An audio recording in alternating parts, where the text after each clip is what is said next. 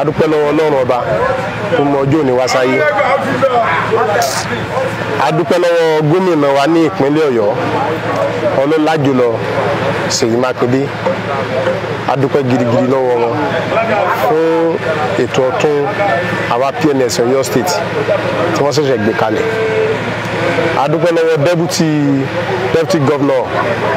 Ọ̀yọ́ state a sì dúpẹ́ lọ́wọ́ gbogbo àwọn ìgbìmọ̀ ilé aṣòfin pátápátá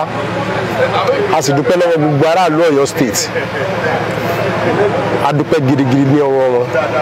inú wa dùn pẹ̀lú àwa olóyè tuntun tí wọ́n ṣẹ̀ṣẹ̀ yàn ní ìpínlẹ̀ Ọ̀yọ́ Ọlọ́run ní jẹ́ kí ìpínlẹ̀ Ọ̀yọ́ bàjẹ́ àwa tí wọ́n dẹ̀ ṣẹ̀ṣẹ̀ yàn yín àwa náà ṣe ìlérí fún gómìnà wa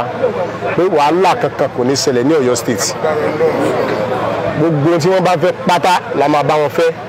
ibi tí wọ́n bá fi ọwọ́ wa sí náà ni ọwọ́ wa máa wà nǹkan bá ní ká ṣe òun la máa ṣe a ṣe ìlérí fún ọ pé kò ní sí wàhálà kankan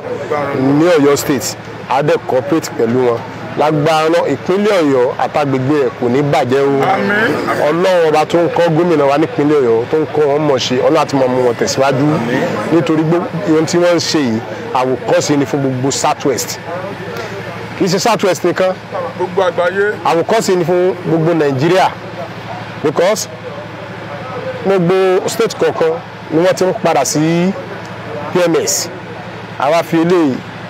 àfi bí Ọlọ́run fún wọn Ọlọ́run ní dàlámà rí wọn rí Ọlọ́run wà pẹ̀lú wọn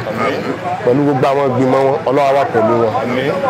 lẹ́ẹ̀kan sí orúkọ mi ní Alhaji Tomiwa Ọmọlẹ́wà first assignment ni mo yan Jẹ̀lílì Ẹ̀míọlá ní PRO Ọ̀yọ́ state wọ́n máa rí ìyàtọ̀ tínú wọn máa dùn àwa kọ́ la máa ròyìn nígbà tí iṣẹ́ bá bẹ̀rẹ̀ fún ara wọn ni wọ́n mọ̀ yín gómìnà ìpínlẹ̀ Ọ̀yọ́ pẹ̀lú iṣẹ́ ribiribi tá a bá ń ṣe. To watch more, subscribe.